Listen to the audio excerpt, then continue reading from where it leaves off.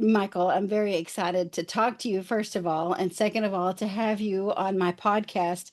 I will go ahead and make a confession to you just because it's on my mind and we can start with a clear slate. It's been a year and a half since I've done an interview, and Oh, there's wow. I know. I've done the podcast for 9 years, except this last year and a half, we've just been, just barely making it. My husband has had some health issues, and so he's Oh, doing better. So thank you for the opportunity for me to get back in the saddle and do something that I really enjoy. And I just spent a few minutes listening to your book. I'm so glad I have a Spotify account that allows me to listen. I made it through chapter 3. Most importantly, I got through chapter 2 that talks about your childhood hero, who is also my childhood hero. And absolutely. I also owe you an apology because once I started digging into your book, I realized that me sending you three bare general questions was not even going to give you the opportunity to scratch the surface, but hopefully today we'll be able to kind of whet everyone's appetite and give them more of a reason to get the book for themselves. But before I get ahead of myself and before I Yeah, yeah. dominate the conversation, let me introduce Michael Hemsworth. Michael, thank you for joining me on the podcast. And would you tell listeners a little bit about yourself? Sure. So, I have three kids of my own. I have literally done this my whole life. So I started teaching when I was 16 years old. I actually finished my college music degree when I was 18. I got married. Had a baby, started a school, all that by the time I was 20. So My I just goodness. went right out the gate, and hence it is all that I've done for my whole life. So it was really at this point. So I run a school called New Song. We're in Sacramento in the Central California area, and we have about 1,300 students between four campuses, Wow. and a really active outreach program with our local public schools that are lacking in music education as well. My original degree is in piano, so I have that piano teacher background, but also I'm very, very passionate about early childhood music education at this point. That is, what I've spent a lot of my last couple of years in as well, seeing that whole picture and how that musicianship really does start very early and then carries on through. So that's been a really big influence on me as well. That is amazing. It boggles my brain to think of 1,300 students and four campuses. And it even, I have four children. My youngest is 22, oldest is 33. Nobody's in a relationship. I'm not even going to open up that can of worms. I'm not bitter. I am Well, my anxious. old my oldest is turning 22, and she's running one of our campuses. So Oh, I'm very proud of her as wonderful. well too. Very cool. And my children are doing all the wonderful things that they should be doing. I'll just try to be patient for their lifeline with how they choose to live their lives. I would like to know a little bit more. I'm always curious to find out how guests on the show how they got involved in music. Did you come from a musical family? Has it been you started everything else early? Did you start music lessons early? Yeah, I did not necessarily start as an early childhood music student. Both of my parents had some music background, but were not what they would describe as active musicians. My dad worked in what was originally slideshows and then into video editing, so he definitely had that artistic creative side to him, but not specifically in music. And it's very interesting. My mom's background, I think, is kind of influential as well too, which I referenced. She played the piano and actually had some of the unsuccessful experiences early on when she was, felt the pressure of a competition and the pressure of performing badly. And so she continues to have this interesting relationship where she loves the piano, but is almost like wounded Yes. by her experiences. So, there was definitely an open door there when I expressed interest. I'm the only one of my siblings that ended up studying a musical instrument. My first musical influence, actually, I tried school band in elementary school before I started the piano in earnest, and that was another experience in kind of what not to do. That was an experience where I was matched with the wrong instrument. I was matched with the wrong format, because I was learning in a larger group where the pacing was wrong for what I was ready for, and I was matched with the wrong teacher because, frankly, he was grumpy. And I did not respond well to his grumpiness at 7:30 in the morning before school. No. Uh, so that was, in a sense, I feel very lucky because I actually did survive, so to speak, some of those pitfalls that happen in music, and yet still found my way later on. That's beautiful. And I wonder, thinking about your mom and the experiences that she probably didn't want to see duplicated in her child, was she hesitant when you first expressed an interest in music, or did she maybe proceed with caution? I don't think she hesitated. I think that's probably a reason that she really waited for like my interest. Like we're not a family where it's like, you have to take piano for 2 years, like it or not. She definitely Yes. did not push that pathway, so she waited for me, and so that was one of the elements there. Also, I was never in an environment that was a high pressure or competitive. I did end up, of course, studying music in college, but it also lacked any of the pressure. Like there was definitely no external pressure. Like you gotta win at this field. I had a lot of space to own it and explore. Awesome. So what kind of musical experiences did you have? Did you like play in like a band or play for family gatherings, or did you have opportunities to make music, whether it was competitive or not? I kind of call myself a classic piano kid. And I didn't do a lot of the social elements of music. I had a piano teacher, basically the same piano teacher all the way till I got to college. I fit well into the sort of traditional piano mold. I'm a highly visual learner. I loved sheet music, so kind of the book-based method always worked for me. So I fit in the mold pretty well. And but I didn't. I basically have never played with bands. I did not have a large amount of ensemble experience. I got to college actually and was surprised at how many other parts of music I felt were foreign to me. Ah, Like I had my territory, like the solo piano classical repertoire sort of stuff. And it was surprising to me what I didn't know. What do you mean all these people just get chord charts and they play in the jazz band or they play with in the garage with their neighbors? I I will never forget as a teenager that my dad somehow met somebody, dropped me into a job playing piano accompaniment for like a kid's workshop for the weekend. And this was early on, and I was a younger teenager. This was like first job for anything. And I showed up expecting, like my book of sheet music, and I got like a lyric sheet with some chords, and they're like, "Here you go," and the kids are going to be here in 10 minutes. And I was thinking, yes. "What really? What am I going to do with this?" I survived that one, but there's a whole world out there, and nobody does it all. But I think we deserve to let kids know what all's out there because some of it might be stuff that they really, really love. And I was happy. I mean, I love my classical piano. Can't believe me with my book of Beethoven sonatas, and I'm good. So I was naturally in a mold that worked for me, but it was very, very interesting to open eyes and say that, there's 12 other pathways here that I didn't know about yet. Yes, yes. And I love that you expressed that you were a visual learner. That was me. My background was more church music, so I could play hymns and tried to learn to embellish more than what was written on the page. But as far as reading a chord chart, I didn't make that transition until I was an adult and auditioned for a praise band. And okay, here's your notebook, and let's just hold our noses and go. And I'm grateful for Hmm that hmm opportunity, but it didn't come for me until later in life. And so, as a consequence, I try to make it more available to my students earlier, just to, like you said, let them know what other avenues of making music there are. Do you think your dad signed you up for that weekend gig knowing that it would be good for you, or just it was a musical opportunity and he makes music? And so, I don't think he thought that deeply into it. My dad was notorious for just saying yes to things. I mean, he also tried to get me a job as a talking mattress on like one of the roads. Like well, similarly, sure. he's like, I met somebody, they run musical theater gigs. Here, my kid can have a job. I met somebody, they own a mattress store. Here's my kid, here you can have a job too. So I mean, he was always a yes man. He was down for anything. So I think as the teenager, that drove me crazy. Like, okay, can you please say no to some things? But Right. as an adult, in retrospect, I really appreciate, the ability to say yes more than you say no. I think really opens up a lot of those creative juices too.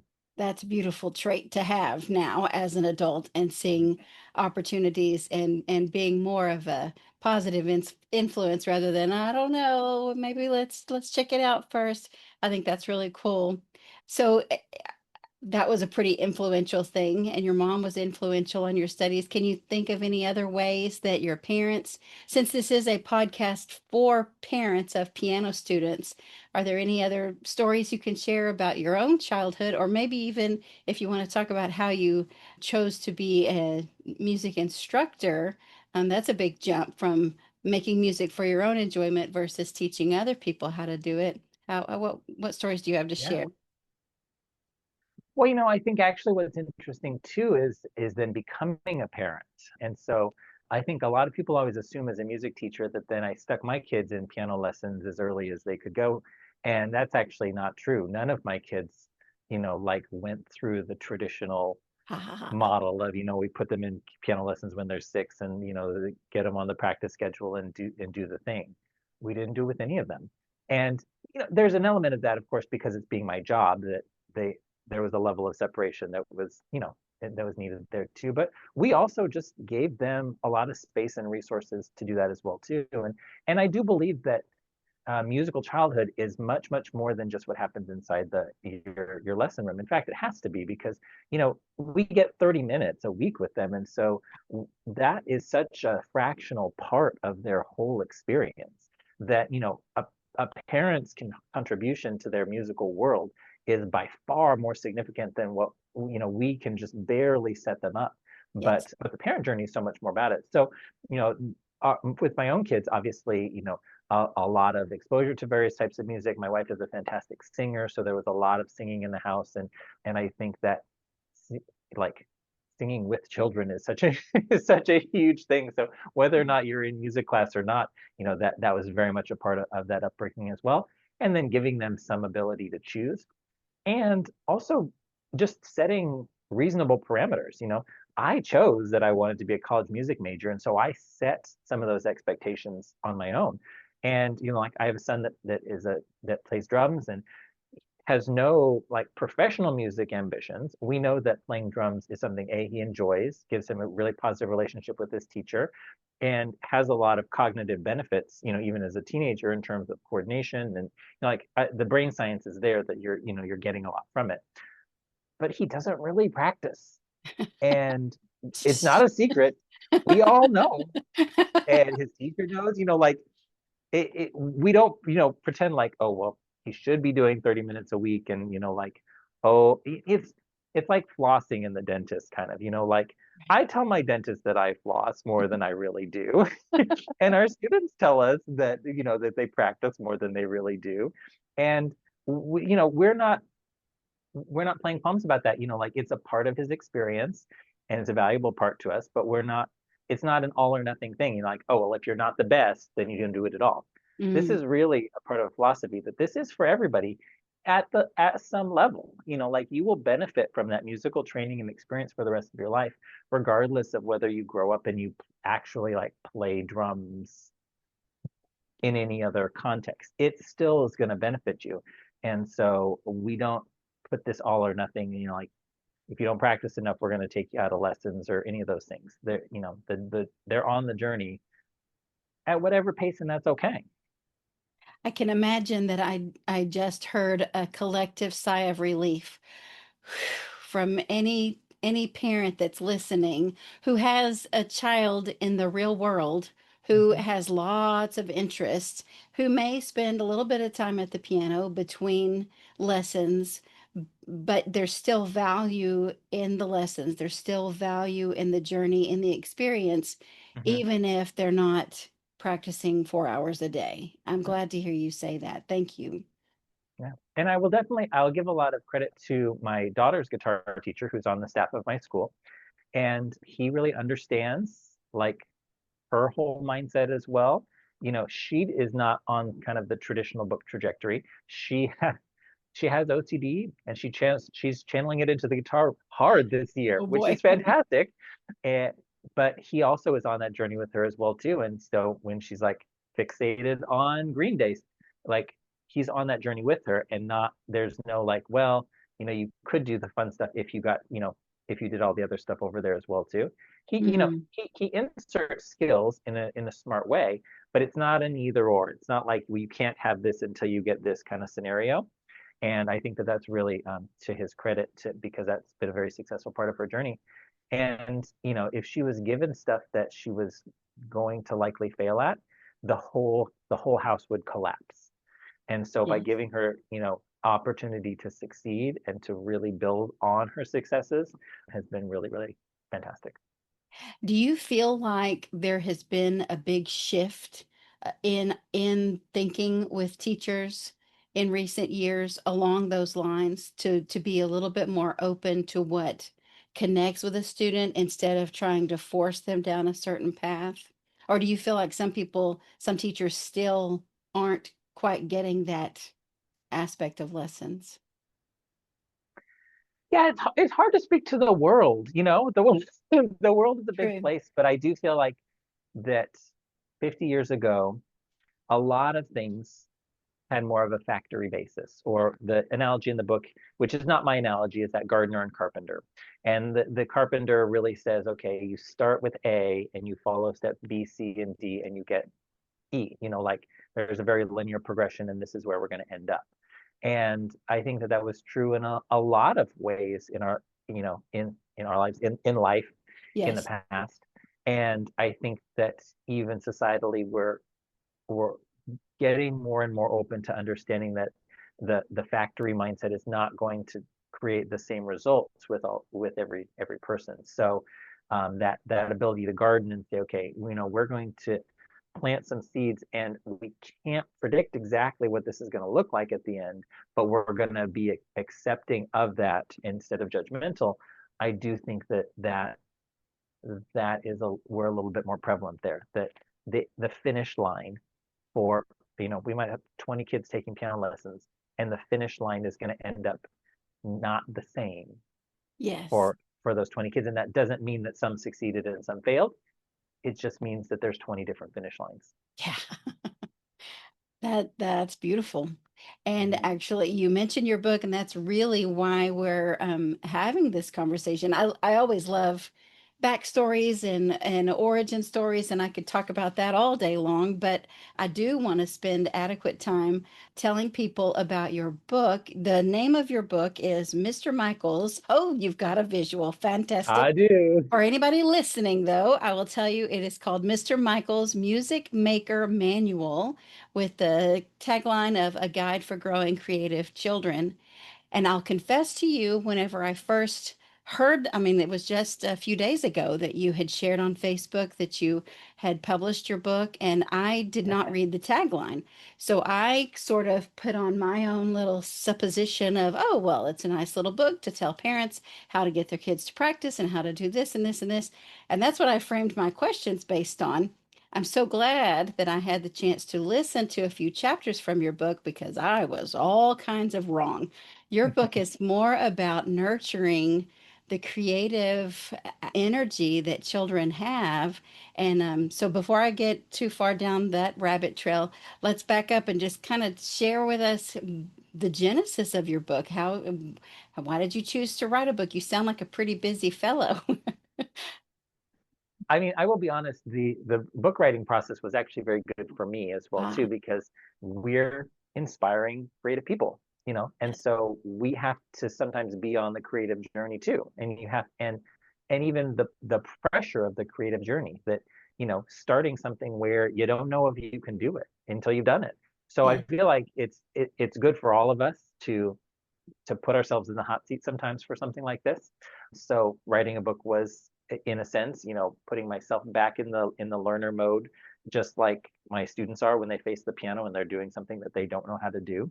yes, But also, because I work with lots and lots and lots of families, and I truly, truly desire that they all make it past like the 18-month mark, that you get over a few of those humps there and you realize that there's an investment here. Similarly to, 2 years of a foreign language in high school, or, like, or your first 100 days of the gym, or any of those things, that sometimes your experience in the first 3 months or 4 months or 5 months is not reflective of the whole. And so, and I think depending on what you're looking for, I think we've all had people that stop piano lessons because the answer is, well, we're too busy and my kid's not interested. And it's just super common. And especially now, compared to maybe 2 years ago, as life has picked up speed for our families again, being too busy is very legitimately a part of our lives. And for me, I'm okay with the fact that if piano is not your only thing, like I'm not going to tell you, quit soccer because you need piano is more important. Yes.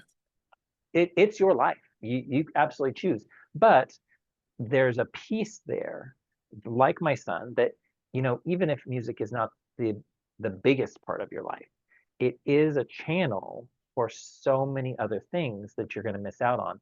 And so if you're only looking for, are they good at music? Are they really invested? If you set the bar very high, then most of our kids are going to not meet that, and the journey is going to just kind of slide. And so my hope is, read this, get in the mindset with me that we're on a journey for something more than best musician or not. And on that journey, let's hopefully stick through some of the hurdles. Let's overcome, the first couple of times when you are too busy, you don't want to practice.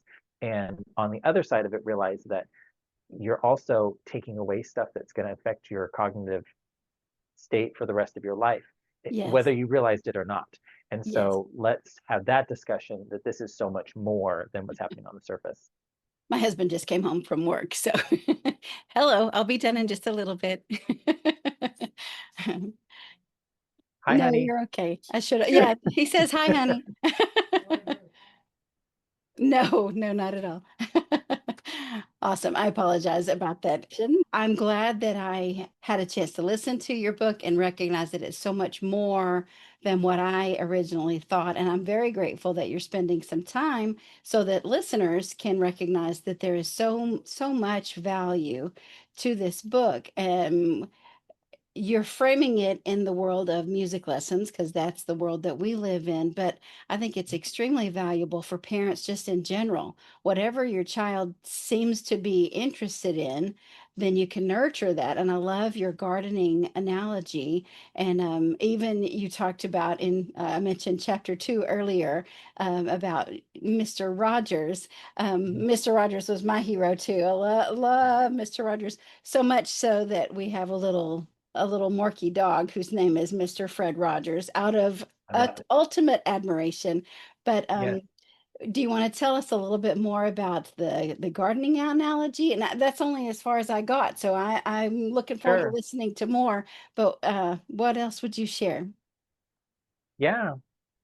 Well, I think Mr. Rogers had so many things right as well too, because and I think you look at the critics, and it also is really telling, that the biggest critics of Mr. Rogers would be, oh, like we're making everybody soft by just telling everybody that they're wonderful just the way that they are, and why are we giving participation trophies to every child? You should have to, fight to win, and that's just a completely different discussion. That Yes. that kind of meritocracy, sure, like there might be a whole vein for that.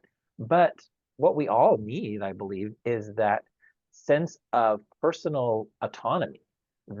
And this is where I think that creativity in music is such a powerful, goal beyond what you might quote unquote do with music, is that you have to have the knowledge that says, I can start with something that doesn't exist, Mm. a piece of music that has never been made, whether I'm writing it or performing it or whatever, and I can face that nothingness and I can achieve something. I can make something. And that's where that term make believe and even the neighborhood of make believe is so significant to me, because there's a making element, that there's a create, when we are creative, we are creating something. And Yes. there's a certain power to that that says I'm not just a victim or a product of whatever else is happening around me. I have creative force in the world. And that's a powerful revelation. And we just see I'm playing hot cross buttons on the piano, you know, but I look underneath the surface and I say, like, we are creating a human being that knows that they have the ability to approach a problem that has no solution and make a solution that's never been seen before. And wow, I mean, what a different perspective on what you're really signing up for when you say, "Hey, I'm gonna take violin lessons this year." Yes, absolutely. I have used this comparison before. If a child comes home with a science project that they have to do, parents can be involved in that, and everybody works together, even though it's the kids' homework, parents Mhm. are doing it. But when a child is sitting on the bench, unless the parent's musical, but even then, there's only so much that the parent can do. And to help your child be able to decipher the music, whether they're reading it or listening to it, and then reproduce some sort of sound or create their own sound, that's theirs. That's something that they get to own, they get to be responsible for. And I agree with you that that's a huge gift. Yeah, yeah, So you had talked about, do you mind talking a little bit more about the difference between the carpenter that's got, the sure. blueprint and a definite result versus the gardener with a little bit more of an open-ended result? Yeah, absolutely. Yeah, and we continue the analogy. Again, I inherited this analogy, but we continue it in a few ways throughout as well. First and foremost, that blueprint model does, imply that there's some definitive result at the end, that we can push everybody through. And this happens in a lot of places. And I think a lot of teachers have kind of been through this model too, with the kind of the guru disciple model of, I'm going to become like my teacher. Mhm. And I'll be honest, most of my students are nothing like me at all. I haven't managed to clone myself ever. And but they're better and they are more genuinely themselves. And so the difference about saying, okay, I when we go through all of these piano books, then you're going to be this kind of piano player. It sounds good, it feels good, and it's just not true. Right. And we can either blame the thing and say, well, like you didn't try well enough, or we can acknowledge that, you are not a block of wood, you are, a living organism, and you just don't blame the pumpkins for not all being the same size and shape. You just say, look at how many different types of pumpkins there are. Yes. Yes. What a valuable lesson to just appreciate. I mean, you're the father of three children. I'm the mother of Mhm. four children. And even though they came from the same DNA, they are not the same as each other. They Absolutely. all, even from infanthood, Right. their own unique personalities. And I think it is a wise parent. You mentioned, you even quoted your dad was a firm believer in training up a child in the way he should go, meant the way he should go, not the way everybody else expects Everybody him to should go. go. I Mhm. think that's so valuable. What else? I didn't get very far in your book, so Yeah, yeah. help me out. What have I got So, to look forward to? yeah, yeah. So, one of the things that I think is very valuable to understand as a parent, and especially, I recognize that most parents don't come from a strong musical background themselves, and even the ones that do come from a particular tradition and Mm, vein. So mhm. similar to, like me and my sight reading and piano books, you know, if I was to enroll my child in a rock and roll program, I would be out of my element even there. Yes. So 9 times out of 10, as parents, we feel like a fish out of water. And so this is hopefully giving a little bit of that power back, because as a parent, it still is your power. Like you are still the primary influencer, even if you feel like I don't know what I'm doing here. So as that, I believe that as teachers, but also as parents, we have to recognize that whole relationship of eyes and ears and physical motions, and the difference in skill sets here. That like me, that highly visual learner will be able to kind of move linearly, linearly, I hope, Linearly, yes. through a book, and read it and move on, and read it and move on. And kids that get stuck there does not mean that they're a bad student.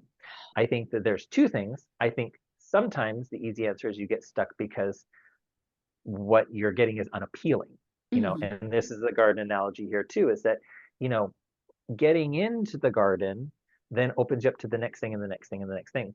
And so if you start with things that are appealing and attractive, then you can get those positive experiences and you can build on your success. But if you love rock and roll and you hate classical music, and this is very interesting, I've been finding this out even this year. So my wife is a very talented singer. I would describe as a very musical person. She hates classical music, and in Uh-oh. fact, it stresses her out. So I Oh, actually had like what a hold music on speakerphone the other day, and she is like, "Babe, I am having an anxiety oh attack over no. this piece of music." And I'm like, what? This is beautiful. I love this. And so, again, such differing starting blocks. And so, for her to be in a like a traditional classical piano lesson, even regardless of what her natural skill set or talent is, she just would hate it. Yeah, yeah. And why on earth was that with the experience that we would want for our students, especially when there are so many choices? It's like Yes. saying, okay, like we have a buffet available. I'm going to serve you chicken. And if you hate chicken, then I'm going to tell you, you're not very musical. You should just leave. No. It's Right. so really legitimizing the whole range of repertoire and recognizing the range of skill sets so that maybe reading music is not your strong skill set. But and oftentimes this shows up in ways that we have to be a little detective of. So the kids that are strong auditory learners, oftentimes have taken to YouTube and they're the ones learning all the YouTube tutorials. And if they're learning YouTube tutorials and they're not doing their piano homework, maybe that doesn't mean that they're just, like somehow bad. They just have different dominant skill sets. Or the kids that like to play all the old stuff, real, like they'll go back and they'll play everything else that they already know, but they will not attack, like the new song that you've been assigned. Those probably have very strong kinesthetic skills, very strong auditory skills. And so they're probably telling you something about their dominant skill sets. And so if we misinterpret that and say, well, you're just doing the wrong thing and, get to doing your new assignment, then we're doing them a disservice. And so being able to pause my expectations and say, okay, wow, what are you showing me right now? And then how can I give you more of that success? How can I add to this success and add challenge is a big thing. I have learned a lot about this from working with students that have special needs because it's just apparent that you have to go on the journey with them. So I have a student that I've worked with for a number of years, and he's very dear to me, and I just always know that I can't plan ahead, and say, okay, this is what we're going to get done today, because he comes pre-wired with something, and if he watched The Little Mermaid this week, and that's what's in his head, that's where we're going to go. Yes. And it was a challenge for me to be able to completely walk my way back from my step ladder of steps and be willing. And it's not like there's no place for that, because not everybody is like Dominic is. So some people need steps. In fact, some people, if you don't give them enough steps, that stresses them out. I have another Yes. student that I've worked with for years and years, and I'd say, okay, now add a little flourish of your own to this piece. And she just stared at me like, but what exactly? Like, please tell me Yes. exactly what, like, and I was like, well, you could just kind of feel, no, no, no, tell me can you Yes. write down my improvised notes for me, Right. please? So, so again, we can't, we preach on the freedom platform, I think, because it's been more underrepresented, but, let's not, completely be devoid of all structure because some people thrive on structure. Yes. But back to Dominic, I would have to say, where are you at today? And then what can I add to that? And the process is slower, and he probably has perfect pitch. So I mean, he could strong points, like I didn't have to show him any tunes. Weak points, he's in such a hurry that it took a while to get the idea about, fingering patterns. And we slowly but surely, threw someone's in there and reminded him that, like he has a pinky, he can use it. Yes. But he's at the point now where he can, play a variety of block chords in any key. He can do chord inversion. Then he can add it to his tune. And like we hardly ever put anything up, and when in terms of sheet music, it's all in here. And some teachers, that's like, well, of course, that's obviously what we've done. But for me, Sure. that was not my journey at all. And so I really am hopeful of finding a place where all of them are accepted and you don't have to get lucky. You get really lucky if you find a teacher and you're aligned. Though, Right. that's where, and I'm glad that many people have gotten lucky, but we should be more than lucky in if your child is like a strong auditory kinesthetic learner, and you should know that a teacher that is a strong visual teacher might say, "Oh, this is not going well," and you might have to be the advocate to say, "Well, is there another way?" Absolutely. And I love what you said earlier, that as far as being a detective, you mentioned, as a teacher, you're trying to discover what is this kid showing me by going back and playing pieces that they already know and that's their comfort zone or whatever. But as a parent, I agree that you need to be a detective and figure out, especially because you mentioned earlier, parents are the ones that are in the front lines. They are the ones that are involved with their child all the other hours in the week. We're just have them for a short period of time, just a snapshot of their day. And I think it's wise for a parent to recognize either this music isn't connecting, this style of learning isn't connecting. And I think it would be brave to talk to your teacher, have a good conversation with your teacher, and be curious. You mentioned Ted Lasso. I Mhm. finally got to watch Ted Lasso this summer, but Oh, good, good, good, good. Be curious, not judgmental. be It's actually like curious on and the walls of all my schools. So, absolutely, yes. And then but not confrontational with your teacher. Just have a conversation with them and let them know what's going on at home and ask them, is there a different approach? Or and maybe the teacher will say, nope, that's not my field of expertise. Maybe it's time for you to move on. That's okay too. I mean, I had several different teachers when I was growing up. I learned valuable things from each of them. But mhm. it's the parent's job to be the advocate for the child. I think you're exactly right. Yeah, yeah, and it's so easy to not know the target as a teacher, as a parent, and for anybody, and to just say that the target is just go to piano lessons. Ah, Um, and so really taking the time to understand your target and communicate it. I mean, as a teacher, a parent that has a clear perspective on what their target is so refreshing because it's like, wow, yeah, I can get behind that. It's the not knowing that can be challenging. And there's a lot of ways to do it, I think, that's not just, in the negative. You don't have to be like, oh, well, what you're doing is somehow not working. Some of the most valuable insights is when I get parents that tell me what is working. right. Wow. When we did that Disney song 3 months ago, she really enjoyed that. You know, now I can take a hint. Maybe you need a little bit stronger than a hint. maybe Sure. maybe it has to be. She really enjoyed that. Can we do more of that? Yes. Or, you know, whatever. But also look for the things that worked, in the times that are not. Look backwards and say, what did connect? And let's see if we can pull from that and recreate on that success. Because we talk about autonomy, types of motivation in my book, autonomy and relatedness and connectedness. That for us to be motivated, for a child to be motivated, you know, the I said to do this is not a motivational strategy. Right.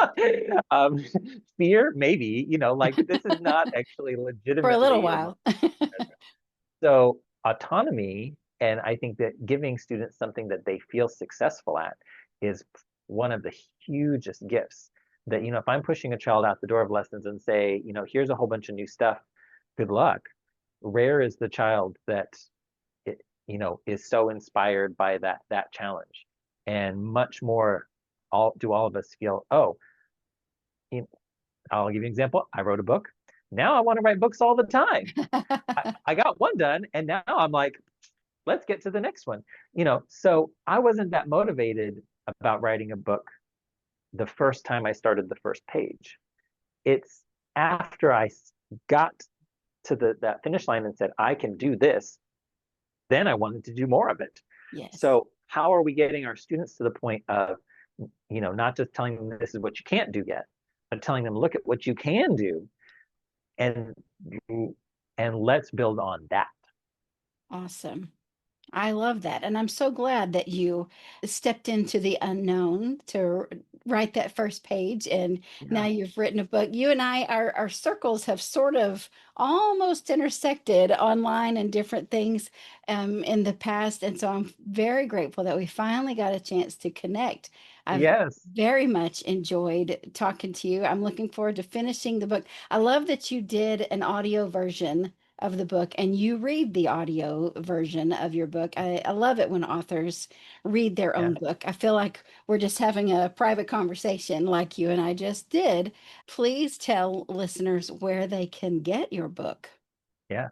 Well, I have to give an aside. I really wish that there was some visuals attached to the audiobook because no joke, we have one very small walk-in closet in my house, and so I was not in like I have no office actually. I have four Yes. campuses and I have no office. Oh And so the no. audiobook, its genesis was actually me sitting in the closet on, Saturday mornings with my microphone and my laptop.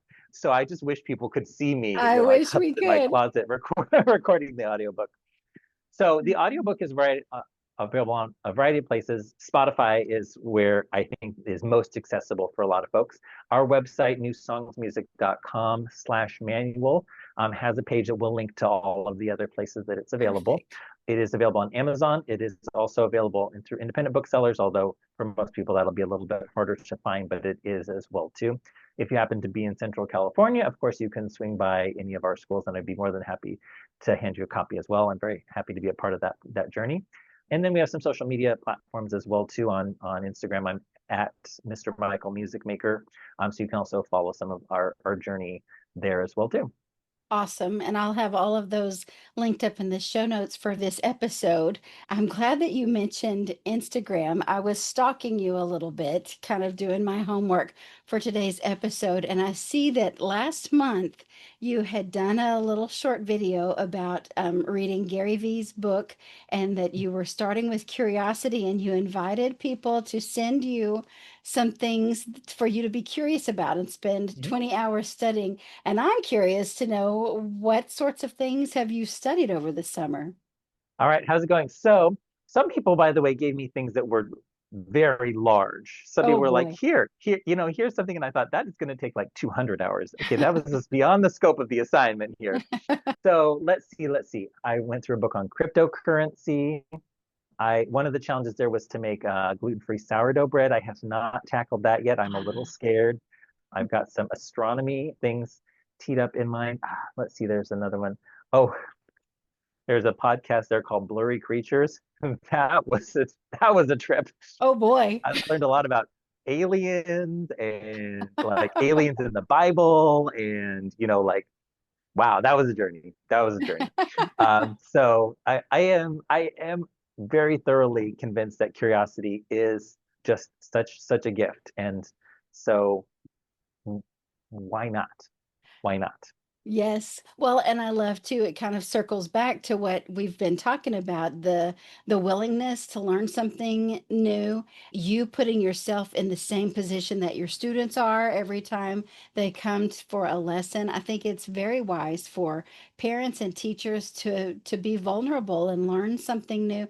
Let your kids watch you learn something new. Let your Hmm. kids watch you be bad at something. Hmm. That it's okay to make mistakes, it's okay to try again. So many valuable lessons. Absolutely, absolutely, and that you don't do things just because you're the best at them. Yes. That's one of the early things that you say. I keep pointing at you. I'm sorry, that's rude. That's one of That's the all right. early things that you say in the book is that we don't do things only because you're the best at them. We do them because of the joy that we get out of them or the joy Right, that we can share with others through doing them. And right. And so I have those pet peeves, like as adults, everybody's heard it. There are so many adults that say, well, I did XYZ and then I quit. And very, very often it has something to do with somebody told you that you weren't good enough at it. And yes. so I think we have to be very protective of our kids to not let them get torn down by the even by us to, as a parent, not say, you're not good enough at practicing, so you don't get the privilege or the right to do this. Right. There's a place as a parent you have to set boundaries and teach. Sure. Like, I'm not saying have no have no discipline structure with your children. Don't hear me to say that. No. But we also have to realize that, you know, it's so easy to squash that flame and say, if you're not the best, if you're not good enough, don't try. And the Mhm. ability to say, I might or will fail and I'm still going to try is so powerful, and something as parents that we can use a vehicle like piano lessons, and we can nurture it in a bigger way. So it's that bigger concept that we're not just turning out piano players, we're turning out human beings that can adapt and grow and change and be brave and all of those things. And all of those things happen, in that art space. Yes. That is a beautiful bow for our conversation. Tell us one more time. You said new music, no, new school of music. Is that right? New school of New music. songs. I'm sorry. Say it again. Yeah, so it's New Songs Music Schools. We are in the Sacramento area, 22 years going. And so our Wow. website is newsongsmusic.com. And of course, that has our music lesson information, but we have a subpage on there specific to this book as well. newsongsmusicschool.com/manual for the book. Very close. Newsongsmusic.com. Yeah. newsongsmusic.com/manual. I'm so My glad first you website said. was way too long, so I really worked on getting it getting it a little shorter. I keep wanting to reduce. I've got pianoparentpodcast.com. I love the alliteration, but it's just too long. So It's long. I but know. that's I where we know. are. Thank you, I hear Michael. you. It has been a delight to meet you and spend some time with you. I'm looking forward to finishing your book. I put it on my Amazon in my cart for the hard copy too, because I think it would be valuable to, you see, I've got a chair sitting behind me where parents wait while their child's having their lesson. I think it should be some ready reading for them. And thank you for writing the book, and let me know when you come out with the next one. I will. I think the next one I want is for children specifically. I can't wait to do picture books. Oh, that will be. Oh, and I speaking know. of picture books, the cover that you have is very, very cute, very, very welcoming and warm. Nice Yeah. job. Inspired by none other than my three kids as well. Nice.